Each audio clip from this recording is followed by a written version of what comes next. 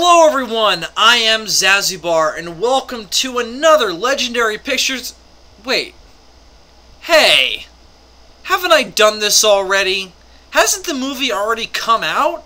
Why am I still doing videos in this series under this banner? The movie's out, what else is there to say? It's come out of the bag, I've done my review, I've done several reviews. The movie just exists, what else is there to say? I mean...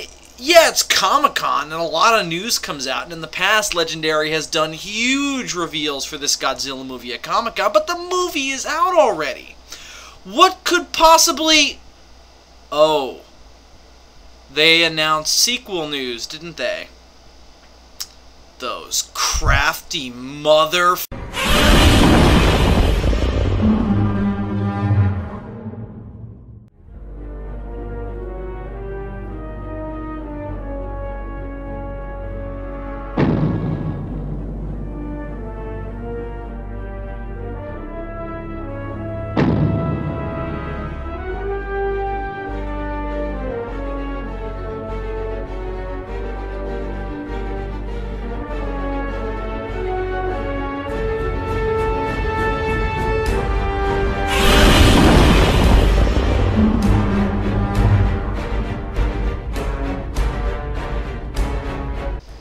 Yes, indeed. Welcome back to Legendary Pictures Godzilla news and updates. It's been a while since we've done one of these because, you know, the movie came out. But I did plan on bringing this show back for the sequels, and since we now have something to talk about with the sequels, that's what I've decided to do. So yes, this ain't over. This didn't end when the movie came out. I will continue to do these videos as long as Legendary continues to make Godzilla movies.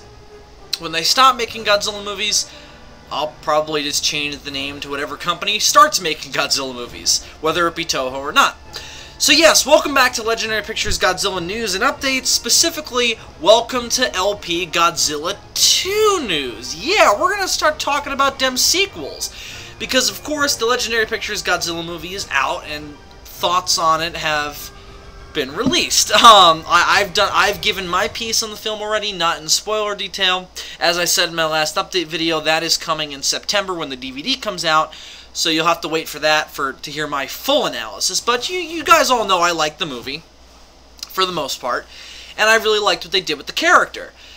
However, I did not expect to get sequel news at the next Comic-Con following the movie's release, since the movie's only been out for roughly 3 months? No, about two and a half maybe. So the movie's been out for 2.5 months, and already we've got sequel news. Sure, the sequel news isn't that detailed, it's actually very, very vague, and I don't know how much I'm going to have to say, though knowing me, I'll ramble for it and make it into an hour. But,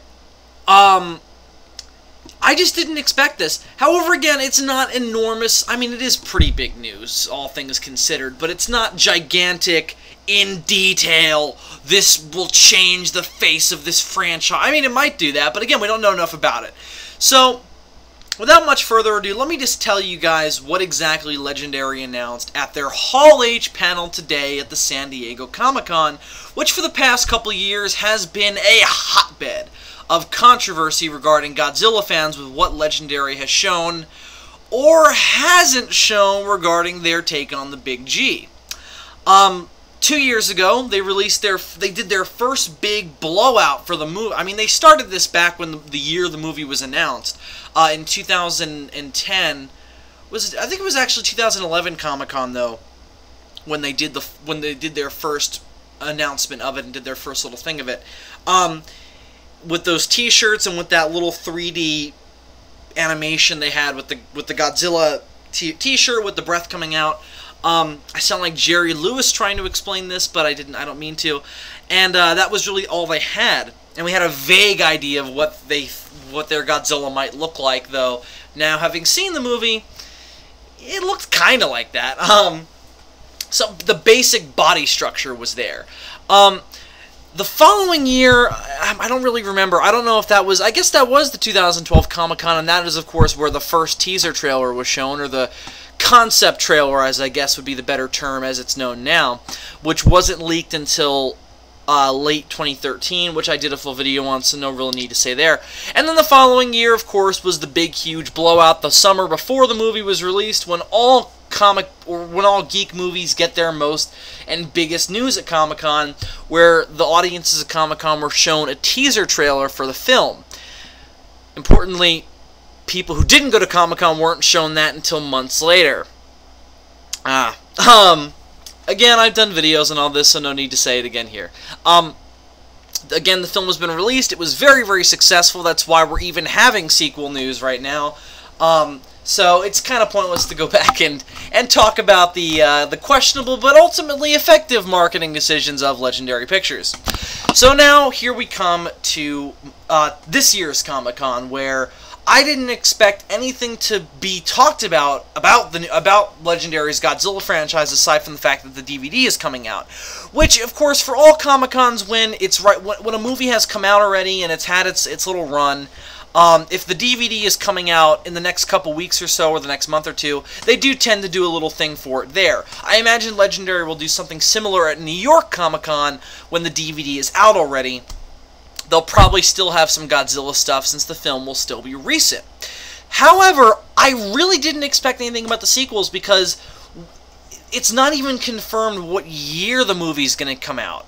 We know it's happening. We know that Gareth Edwards and Legendary have confirmed that they want to do a trilogy of Godzilla films, but because Gareth Edwards has decided, for some reason I can't possibly fathom, to go direct some movie in some other franchise that nobody fucking cares about, we really weren't sure when a sequel would even be put into production, let alone when it would come out. At this point, you see, Gareth Edwards said something interesting about a month ago regarding the film being released internationally, because it only just came out in Japan yesterday. At the time of this recording, I'm recording this on the 26th when the news came out. The film was just released in Japan, so, which is Godzilla's home country. So really, I imagine when the movie comes out will depend entirely upon how much money it makes in its home country. If it does really big numbers there, like I think it will, regardless of how the Japanese react to America's new interpretation of Godzilla, I think that it'll do big money over there, and I think that, based on what Gareth Edwards said, he said that the success of the film internationally will therefore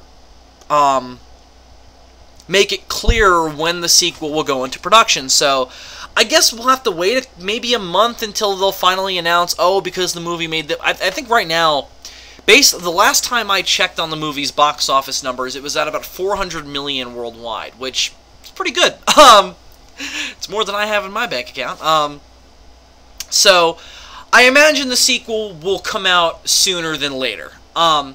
Or at least be put into production sooner than later. But of course, Gareth Edwards has some other movie going on in between then, so we'll have to see. But again, because of that vagueness, I suppose, I wasn't really confident that we would get some news. But we did, and we got some fairly big news. Which we kind of suspected based on previous interviews, both before and following the film's release, in terms of what the sequel would entail. It's not shocking, but it is really big because now this is confirmed, as many memes have said on Facebook, if you're a member of Toho Nation. So, I guess let's just say the news without any more build-up, without any more rambling. So, shocking me that they would announce something this fairly big, you know, God knows how long before the movie comes out. Legendary Pictures today announced what monsters Godzilla would be fighting in the sequel. Now, the fact that they're announcing not just that he's fighting monsters, but what monsters he's going to be fighting, immediately says this ain't going to be like the mythos. They're not going to be originals. They're going to be classic Toho monsters. But the question is, what would be the classic Toho monsters?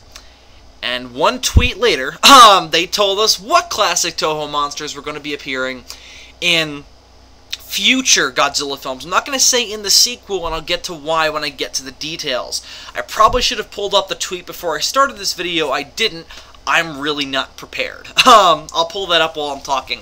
So, Legendary Pictures announced that, in a really creative way, I think, at least how it was worded, because, again, just like they've done in the past, they released no footage of what they showed at their panel, though based on what David has said on Toho Nation, it doesn't sound like it was really anything. It just sounded like it was... It really didn't sound like anything whatsoever. It just sounded like they just announced that there would be monsters, and that they would... And that and these were the monsters they would be, so there really wouldn't be anything footage-wise. But anyway, hang on now. Let me just pull up these tweets here. Oh, wait, I got it right here. Okay. Alright. So here's what happened. So Legendary comes on, and based on what I've heard, Gareth Edwards wasn't actually at the panel. He was actually brought in via video, like Toho was when at G-Fest this year, which caused a whole bunch of other controversy based on misinterpretation of Japanese words. I don't even know if I should get into that because it was really funny. I guess I should get into it because it was funny. Basically, I wasn't there when this happened. We didn't go to this panel when we went to G-Fest this year. At the opening ceremony, some Toho executives came on, I guess, welcoming people to the convention, and based on mistranslation of his Japanese language, people thought that Toho was going to make new Godzilla movies separate from the Legendary Pictures continuity, meaning there would be two Godzilla franchises running simultaneously. Now, it's not the first time something like that would have been suggested. A similar rumor was kind of speculated upon a long time ago when the movie was still supposed to come out in 2012. There were rumors of two Godzilla movies coming out in 2012, one made by Legendary, one made by Toho. That, of course, didn't come to fruition at all, and of course, the Legendary Pictures Godzilla didn't come out until 2 years later, but Toho had no plans of releasing their own Godzilla film to coincide with Legendary's movie. And that wasn't the case here either. It was just misinterpretation of Japanese words. But anyway, without further ado, let's get into the news. Let's just fucking get into it. So here are the tweets as they were tweeted on Legendary's Twitter account. That is a lot of uses of the word tweet. So here's the first tweet. Joining #Godzilla in future franchise installments will be several other classic monsters from Toho. Meaning that not just the sequel, and a bunch of other Toho monsters. Not just like, oh, in this movie we're gonna do blah blah blah, in the next movie we're gonna do blah blah blah. But then in the following tweet, Legendary tweeted something a little more specific. It's the news you've been waiting for. Monarch confirms Godzilla is not alone. Rodan, Mothra, King Ghidorah. Holy shit. Yes, Legendary has announced and confirmed that in future Godzilla films made by them, Rodan, Mothra, and King Ghidorah will join Godzilla. Holy shit. This is pretty fucking exciting. Now, I don't really think I have to say why. It's pretty obvious as to why this is exciting. I've been hoping that after the success of the Legendary movie that Legendary would spring and spend more money to get more Toho monsters for Godzilla to fight, / maybe team up with, though I imagine probably fight, in future films, just to give it more legs, because Godzilla's stuff in the past has kind of had legs without other Toho monsters. I mean, of course, you had the animated series based on '98, but even then, they did resort to doing knockoff / reference monsters, homage monsters based on Toho monsters. And I've heard rumors that they were planning on bringing in their own versions of Toho monsters into the '98 continuity with that show. But it didn't give it a ton of legs. That show only lasted for 2 seasons, and it's fun, but it's not amazing. And the monsters that Zilla Jr. fought in that show weren't always the most creative. I think that, it had its moments, but a lot of the times they were just giant versions of other animals. And not some of the more creative kaiju that Toho gave us in the classic Godzilla franchise. So I'm really glad the Legendary is doing this because it will immediately make their Godzilla continuity far more legitimate in the pantheon of other Godzilla continuities, because what is a Godzilla universe without Godzilla's... What is a Godzilla continuity without the monsters that Godzilla rules over? He is the king of the monsters, as he is called in the Legendary movie.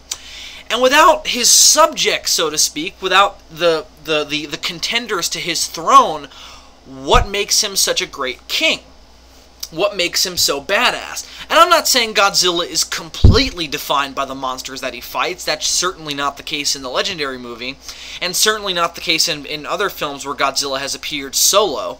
1985 and the original Gojira attest to that. But I'm just saying that it makes a Godzilla movie or a Godzilla franchise far more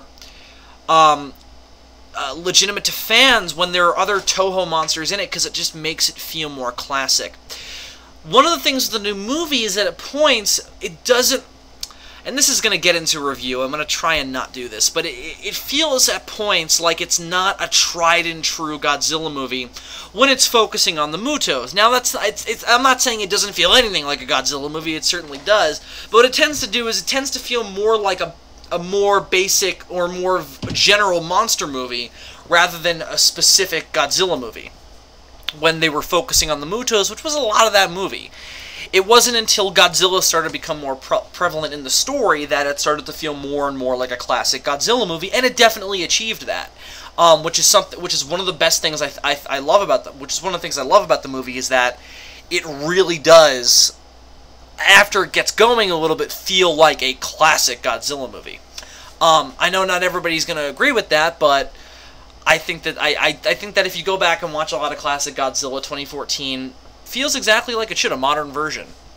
And I think that that's going to go even further when they bring in monsters from the stock of Toho characters to exist in the same universe as Godzilla.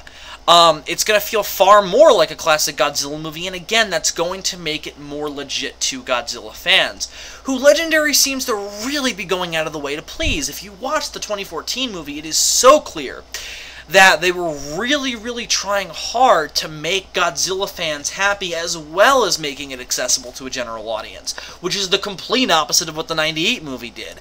It just tried to make it a basic, run-of-the-mill disaster movie to appeal to a general audience, and it lost all Godzilla fans, and even lost the general audience because of that.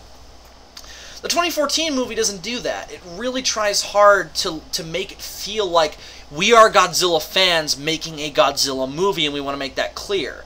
One of the main characters in the movie is Dr. Serizawa. I mean, altogether he's a different character, but it's a cool reference, and the fact that they even... the fact that they even identified the fact that they even use that name shows that they have a reverence for the material. And there's a bunch of other references in there too that I'll get more into when I do my review in about a month and a half. But those type of things are really important to Godzilla fans because it shows that you care, and it really goes a long way to making the movie more worthwhile. And I'm really glad that they're not just going to keep inventing new monsters, because I think that it would get boring. I'm not saying that the only cool thing about a Godzilla series is bringing in familiar monsters that we all know and having them get in a big slugfest with Godzilla. Of course not. But what it does do is it makes it more exciting, and it makes it feel more unique, and again, not more like a typical run-of-the-mill disaster movie. And I think that giving us a franchise which is going to dip more into the Godzilla mythos is really going to go a long way to avoiding that and make this franchise unique. Which is kind of weird, because you'd think more of, oh, if we do original monsters, it'll make us feel more unique. But I mean more unique in the pantheon of monster movies, of making sure that a Godzilla continuity feels like a legit Godzilla continuity. And again, you do that by bringing in classic monsters. Now, that being said, let's get into the specifics. So they've announced Mothra, Rodan, and King Ghidorah. Arguably Godzilla's 3 most well-known enemies. Is that it? I'm not sure. They said several, and that's only 3. Maybe by several they mean 3, but I kind of doubt that. Now, here's my question, and something I haven't really heard anybody bring up yet. Do they mean that these 3 monsters are going to appear in Godzilla 2, or in the wider girth of the trilogy? Because, again, they've said they want this to be a trilogy. So, again, my question still stands, is this going to be, is Godzilla 2 going to basically be a remake of Ghidorah the Three-Headed Monsters, at least in terms of the monster cast, or are Rodan, Mothra, and King Ghidorah just going to be co-stars with Godzilla in the trilogy? Because again, the tweet just says that Godzilla is not alone, Rodan, Mothra, King Ghidorah. It doesn't say anything about it specifically being relevant to Godzilla 2. I do also like that they use Monarch in there, that Monarch is saying that we don't just have to worry about Godzilla, there are other monsters out there, and that there are these three really well-known kaiju, or mythos as they're called in the Legendary continuity. So that's really my big question, and let's get into this a little bit. So the Legendary continuity, as we'll call it, is set up in a very specific way. Godzilla in this continuity is the apex predator that comes from a time long forgotten. A time where things were more radioactive, where his kind went around preying on other life forms that fed on radiation, and his kind needed the radiation to survive as well. It seemed to me, based on both the movie and on some of the things you can glean from Godzilla Awakening that makes sense, it seems to me that the radiation thing was almost like an indirect way of getting that nutrition. Like they would feed on these organisms that fed on radiation, and they would get their radiation nutrition that way as well as from the atmosphere. That's how usual predator-prey relationships work in the real world, when you have predators that require things that they need from vegetation to survive, but they get that from their prey by a carnivore feeding on an herbivore or an omnivore that has plant matter in their digestive tracts that is then transferred to the predator. Not that it's really relevant, I just thought of that and I think it's kind of interesting. So that's basically how they set up their version of Godzilla. They've set up a universe where Godzilla isn't a mutation, and that's fine. I'll get more into this when I do my review. Of course, I will always prefer a Godzilla who is a mutation caused by the nuclear bomb, because I think it makes the allegory more powerful, and I think it makes his characterization more tragic. But you can do it either way, and the legendary version of Godzilla certainly is a legit, version of Godzilla, and not a completely different creature, as some people have suggested. And I don't really see that, because I think some people forget that Godzilla wasn't always supposed to be a mutation. And it's not always specified. For instance, in the original Gojira, it's not even suggested that he's a mutation. That wasn't picked up upon until way later. Or at least outright said until way later. In the original Gojira, it's just said that he was an animal, an ancient reptile that lived on both the land and the sea, awakened by atomic testing. And, in fact, the movie follows the original Gojira's explanation for Godzilla's origin almost to the word, if you listen to Dr. Yamane's original speech. So, I really don't see all this stuff about him not being anything like the original Godzilla, because it's pretty much to the word. I mean, the only difference is that their version of that the legendary Godzilla specifically comes from a time that was more radioactive, which isn't a thing in the real world. But maybe in the Godzilla in the legendary Godzilla universe, they're saying that there was a time that we didn't know about until we found these creatures where the Earth was more radioactive. I mean, there was certainly a time on Earth that had a different atmosphere from us, but it wasn't that it was more radioactive. It was that there was less oxygen in the air, which the Godzilla franchise has also explored with Godzilla vs. Destroya. I'm rambling now and not really making any sense whatsoever. So here's my point.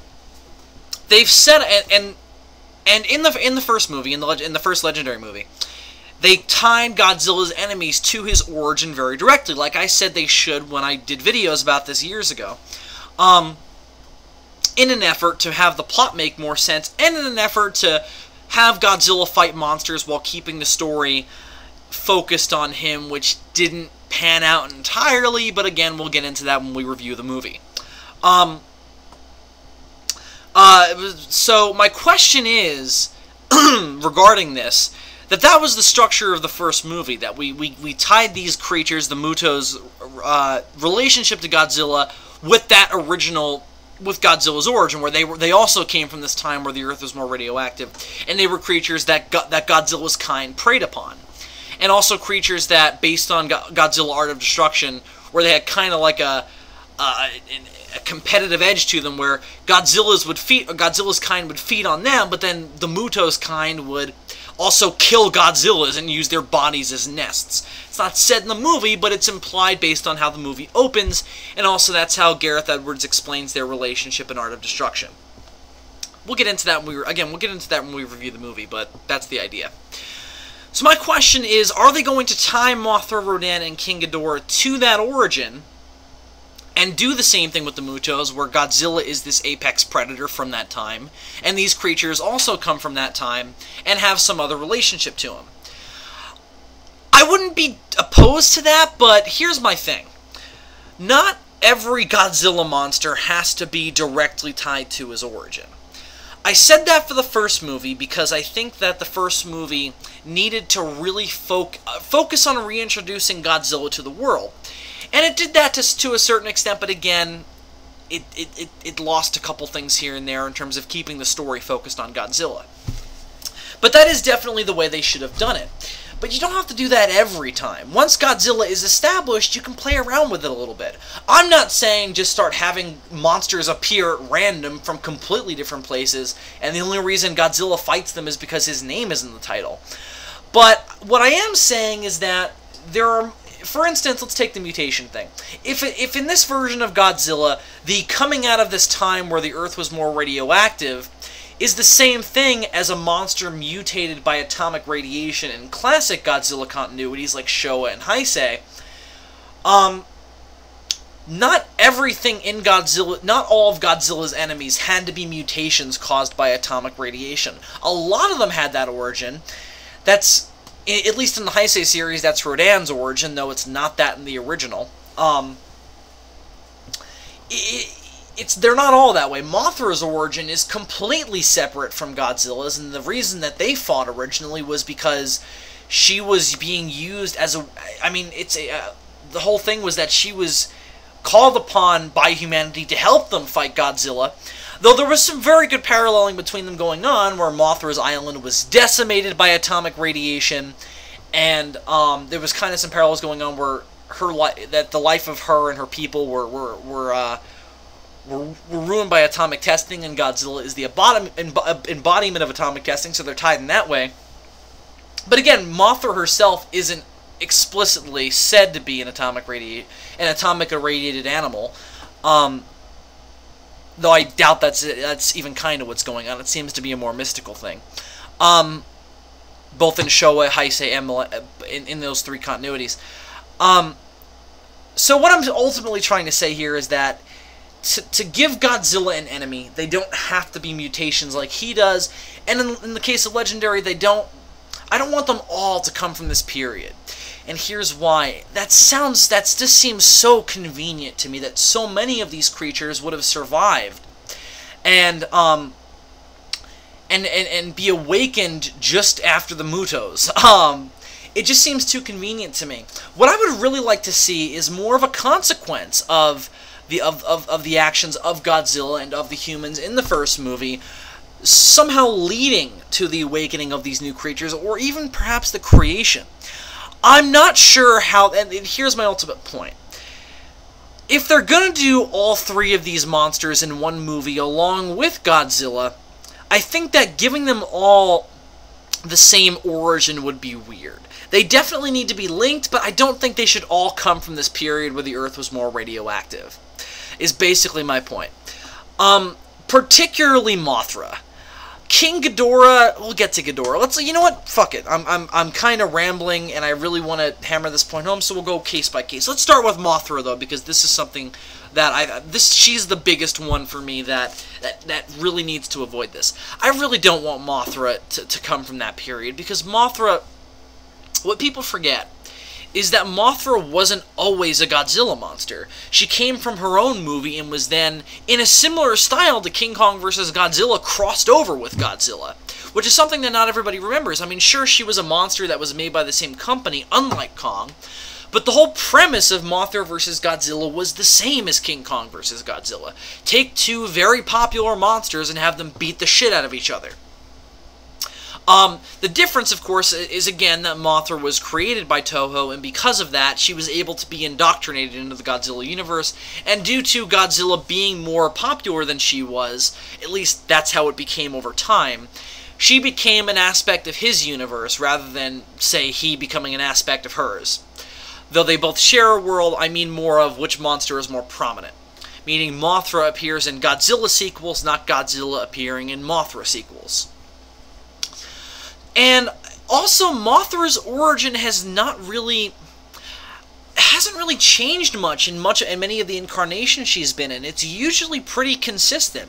The biggest departure is in GMK, and if you listen to my review of GMK, I talk about how much that doesn't work. Thankfully, she doesn't have a lot of screen time in that movie, or not thankfully, but just it doesn't hurt that movie that much that she has such a bizarre origin and it really is a totally different character when she doesn't have much screen time. So it doesn't go a long way to harming that film. So I'm wondering how they're going to do it. Max Bornstein, in an interview that I read a while ago, directly addressed this point when he talked about writing sequels. And it seems like he's going to be brought back on for the sequels, which I'm of course more than cool with, because I like the first movie and he had a large part to do in why it's so good.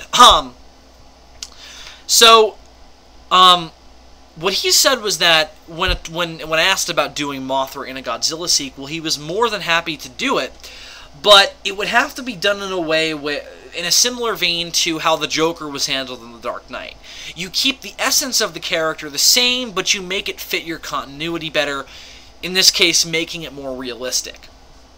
Since that's how this Godzilla universe seems to be pitched, is we're doing a more realistic, down-to-earth version. Which means that doing Mothra as a mystical fairy god probably won't fly. But that's one of the things that makes Mothra Mothra, so that's going to be kind of contradictory to Borenstein's original statement. Which makes me think, how are you going to retain the essence and core of Mothra while also making her more realistic? It seems counterintuitive. I think it can be done, but it's going to have to be done very creatively. But it's, you know, you're filmmaking, and that's a creative thing, so I guess it's kind of fitting. But I'm definitely interested to see how they're going to handle it. Do I have a pitch for it? Or my own, to throw my own hat in the ring? Not really, honestly. I'm glad I'm not writing this movie. Because I really wouldn't know how you'd make Mothra work in this kind of Godzilla universe without making it seem kind of intrusive or not match up tonally. To me, the thing you do, and this is kind of, and this would go in line with the first movie, so bear with me. The thing that I would do, if I had to, if I was forced to write Mothra in this continuity of Godzilla, is that here's how you keep the essence while making it more realistic. You completely rework where Mothra comes from, but keep her impact on Infant Island the same. So you'd retain Infant Island, you'd retain the islanders worshipping her as a god, as a mystical protector. But, and I mean, the ultimate question is, can you do the Shobijin in this continuity? And I don't think so. I don't know how you'd make the Shobijin work. I also don't think you'd need them. I mean, I think you could do the Shobijin. You just can't do them as traditional Shobijin. I mean, I don't know. I don't think you could do them as two tiny fairy women. I think you'd probably have to do them as twins on Infant Island, who maybe think they can communicate with Mothra, though it's more of a because here's my point. In the first Legendary Godzilla movie, Serizawa says that there's a lot of romantic, kind of almost mythical slant to how this version of Godzilla works. Yes, it's a very realistic version, but how it's explained is done in mythical terms. Serizawa and Dr. Graham, when explaining what Godzilla is to Ford, say that Godzilla is nature's balance, nature's warrior to retain balance. And Graham even says that he's a god for all intents and purposes, which is awesome. And that's not, but that's not exactly what's going on. It's not like Heisei Gamera, where that very mythical mythological, fantastic, supernatural origin isn't exactly what's going on.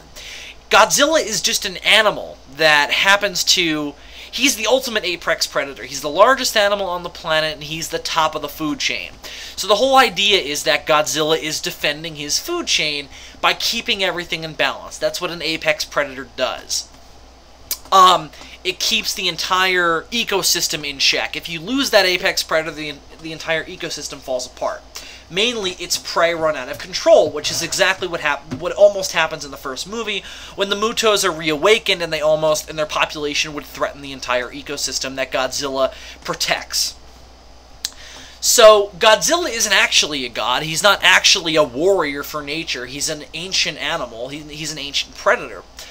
But that's just how it's explained in very romantic terms. I think you could do the same thing with Mothra. You have Mothra explained as the protector of this island, or maybe you could make it a chain of islands. How they're doing Monster Island and Godzilla Rulers of Earth, and how I imagine they'll have to do it in the Legendary continuity, since Gareth Edwards has said he wants to bring that in at some point.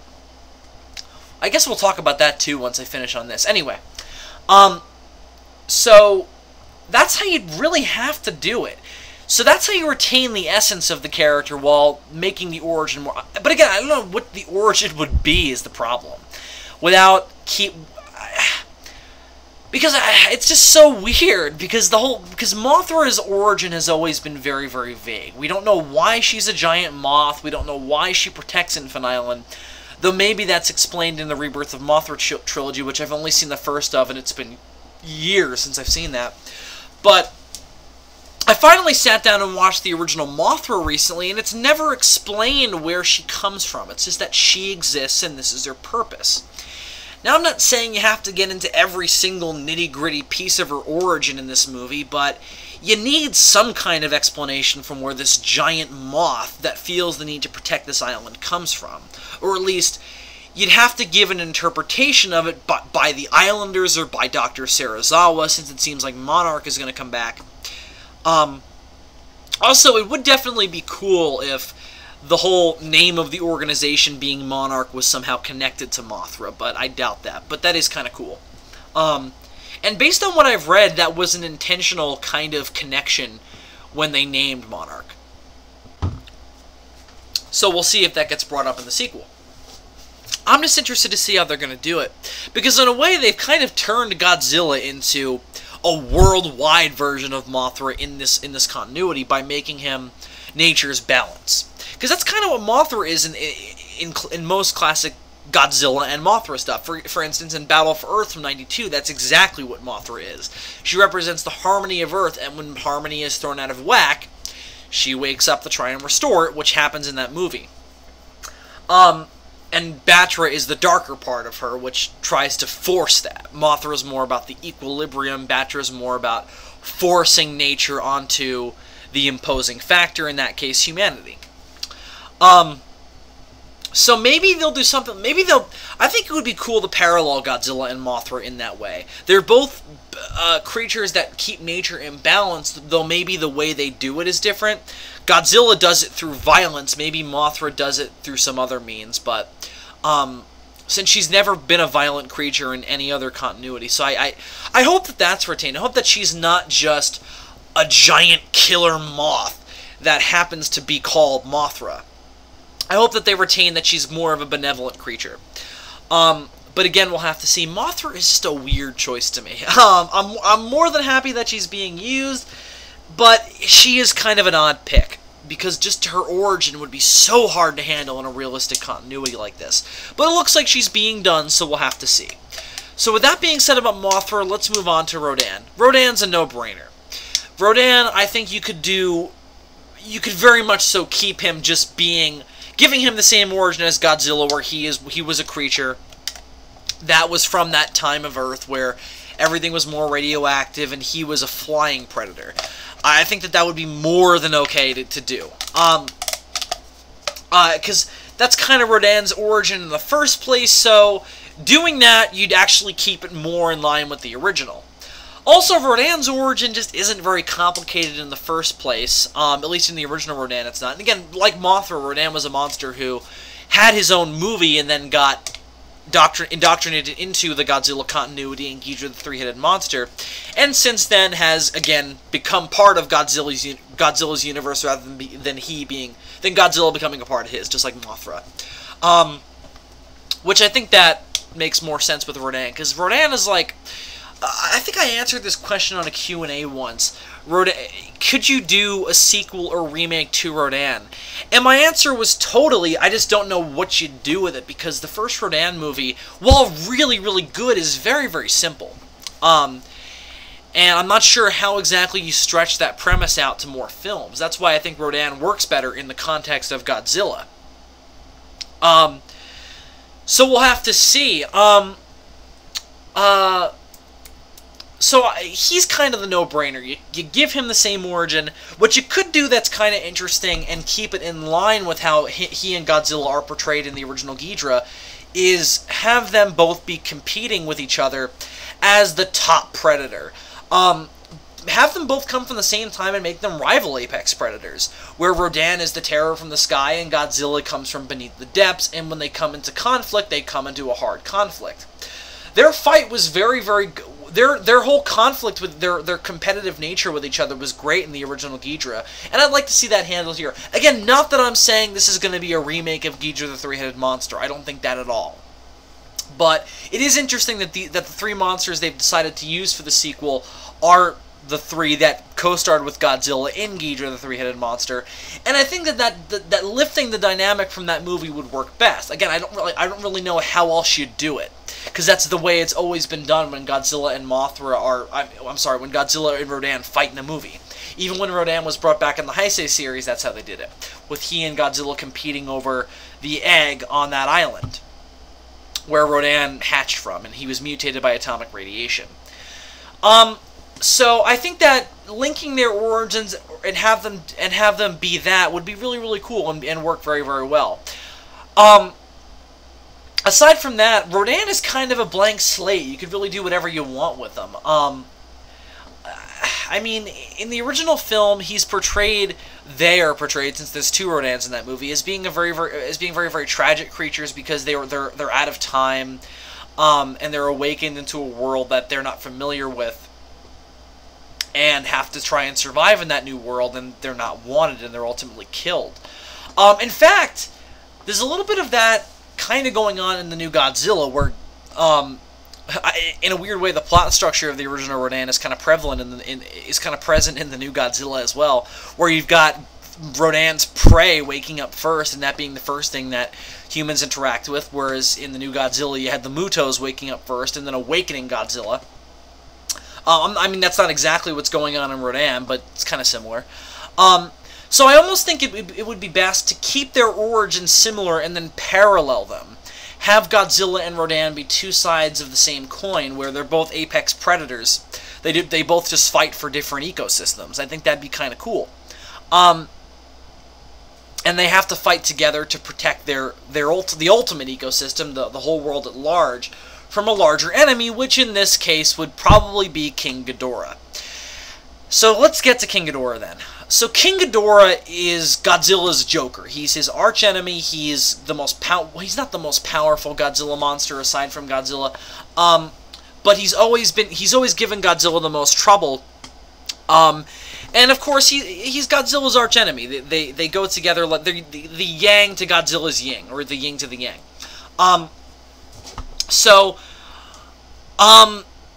Here's an interesting thing. Here's the thing. Doing Ghidorah in this continuity. I did a video a long time ago talking about the monsters I would like to see in Legendary's Godzilla series. And I mentioned, I think, all three of the monsters that they're using in that video, though I think I actually said I didn't want Mothra. And it looks like they're doing that now. I've changed my mind since I've gotten more into Mothra since then. I've seen the original Mothra now, and I cannot wait for the Blu-ray of the trilogy to come out. I will buy that thing in a heartbeat and watch it, and yes, I will review it. It's kind of interesting that they're using those monsters. So here's the thing with Ghidorah. Ghidorah's origin has always been different depending on the movie, or I guess depending on the series. Though in the case of Millennium, it's been on a movie-by-movie basis. But let's start with the Showa series. The Showa series, his origin was always consistent. He was a space dragon that was always under control by some random alien race and being used to kill Godzilla. We never know exactly where he comes from, but in the original Ghidorah, the three-headed monster, he's almost like the Galactus of the Godzilla universe. He just goes from planet to planet, decimating it based on... He's basically just a big force of nature. And what I really liked about that was he was kind of the Godzilla of the cosmos at large. Godzilla is a force of nature that destroys cities and is punishing one particular group of people. Meanwhile, Ghidorah is going around from planet to planet. He's kind of the ultimate Godzilla threat because he's Godzilla on a cosmic scale. And I think seeing that is what made Godzilla turn to more of this into more of a nobler creature in that film. Which, of course, I got into when I reviewed Ghidorah the Three-Headed Monster, and something I love about that movie. So let's get into the big thing. Do I think Ghidorah is going to be a space monster in the Legendary movie? I doubt it. I really doubt that Legendary is going to really bring in space in their series. Though if you're going to do any alien Godzilla enemy, Ghidorah is probably the most likely one. And keep him being an alien because he's the one that makes the most sense in that way, I guess. Because, I mean, consider this. In Godzilla Awakening, it's stated that the thing that changed... The reason why... I think it's even said in the movie. The reason why Godzilla's kind went down to the ocean's depths, and found radiation down there was because their climate changed. All the atmosphere changed, and it wasn't as radioactive anymore, and their kind had to get their radiation from somewhere else, getting it from the Earth's core. By going down to the ocean's depths, which is why Godzilla has gills in this continuity, which I've grown to live with. So we've got something from space interacting with it anyway. I mean, of course, that's a totally different thing from a giant space monster, but it's still a connection. And honestly, I thought that would have been the perfect way to do Ghidorah in this universe, because that's what Ghidorah is in the original Godzilla vs. Ghidorah. He was this germ that came from space that fed on pollution. I thought that would have been the ideal way to do Ghidorah and the most sensical space monster you could do. Though I suppose the next one after that would be Ghidorah. Since, I mean, if you ask almost anybody in our modern age of scientific advancement, most people will tell you that they believe that somewhere out there's got to be some other form of life than us. Very few people believe that life has visited our planet, though many do. But as somebody who would like to consider themselves more open-minded, I think that it's entirely likely that there's other life outside of our world. And I think if you're going to make Ghidorah a space monster, that's kind of the way you'd have to do it. You'd have to keep it in the guise of somewhere out there was a planet that had life evolve on it, and this monster comes from there. The problem is, I don't know how you'd get Ghidorah to Earth and what exactly he'd be doing here. That would be kind of the problem. So in that way, and here's my grand point, you'd probably have to change his origin. Here's my thing. Ghidorah's origin has always been different. And my favorite version of King Ghidorah is King Ghidorah from Godzilla vs. King Ghidorah from 1991. Because he's kept as Godzilla's arch enemy, but his origin is made more down to earth. And I love his connection to Godzilla in that film and what he meant for Godzilla in that film. The origin in GMK, which shockingly was actually kind of used in the IDW series when they did their version of King Ghidorah. I mean, I'm not crazy about making Ghidorah a good guy, but it always keeps Ghidorah and Godzilla on opposing terms. They should never ever team up. Godzilla and Ghidorah always have to be on opposing sides, because again, Ghidorah is the yang to Godzilla's yang.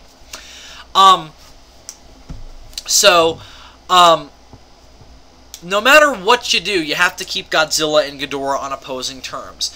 So here's the ultimate question: do you make Ghidorah just another animal that comes from that time where the Earth was more radioactive?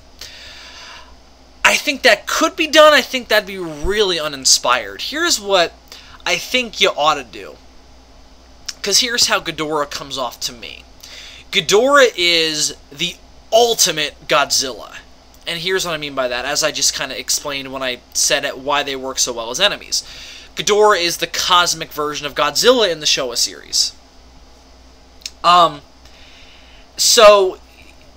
And in the Heisei series, Ghidorah was created by the Futurians to be a better version of Godzilla, a controllable version, but a stronger version. When, as they say, when he goes up against Godzilla later on in the movie, he's way more powerful, and he was designed to be the better Godzilla.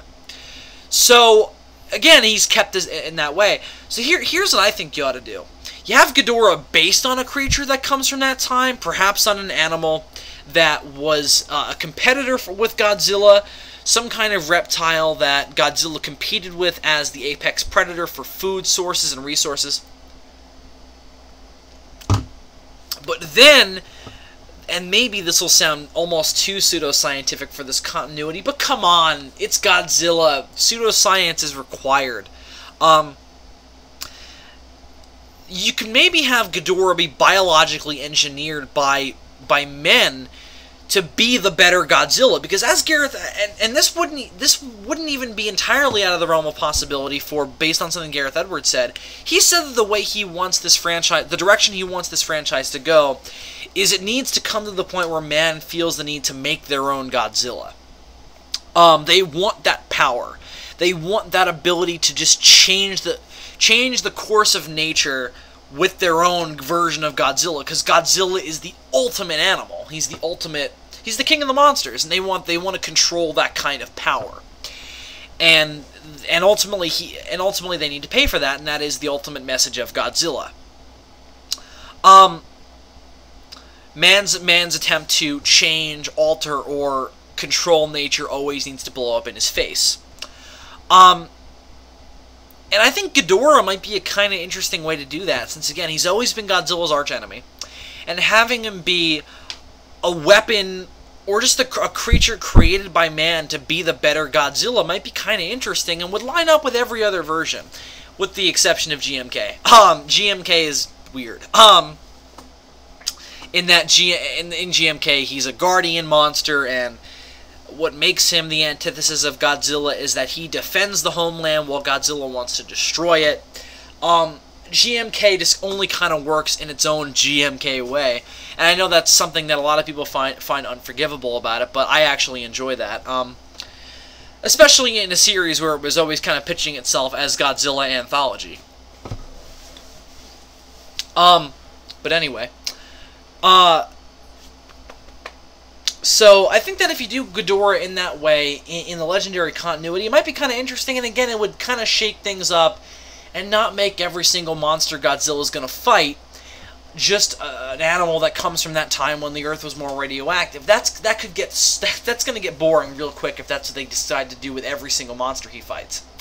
And the thing is, the whole premise of Godzilla being the apex predator in this world makes it totally fine for him to fight anything, really, because what draws him to the mythos is that they're trying to destroy the balance that Godzilla fights for of the natural world. So any animal that's trying to do that would immediately be Godzilla's enemy. So you just have to get a way for that to happen. And I think that the sheer existence of Ghidorah is in that vein. Godzilla fights for his domain, his rule over the natural world that he's a part of. And I think that the sheer existence of an animal like Ghidorah they would be instant enemies to apex predators. So I think doing it in that way, and what could also be kind of interesting is if Ghidorah is man-made, that too would give Godzilla and Rodan a reason to team up. And however you'd want to throw Mothra in there based on her original origin, because they would both be competing apex predators from the natural world, and again would come together to defend the natural world, with Ghidorah, which would want to change the natural world. So I think that's how you'd have to do it. Again, I don't think that's the only way to do it, but I think that if they're not going to make Ghidorah a space monster, that's probably the best and most creative way to do it, is make Ghidorah man-made.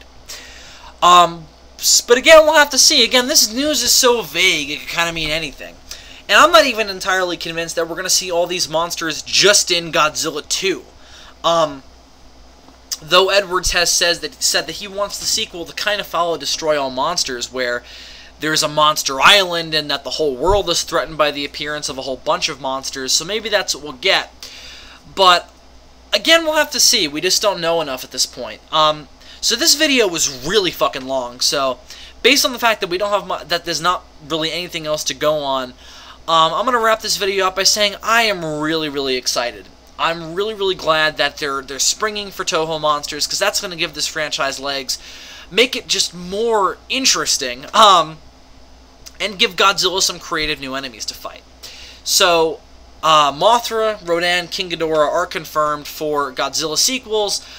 Are they going to be in 2? Again, I'm not sure. Only time will tell. And how they're going to be done is really going to be the interesting thing to me. So we'll have to see as this film develops. So this ain't the end, and I will of course come back as more news is introduced. When we find out more about the sequel to Legendary Pictures' Godzilla. So until next time, I am Bill Worster, aka Zazibar. Thank you very much for listening to my long and rambly thoughts about this news, and I'll see you all soon when we learn more about the sequel. Sayonara, kids.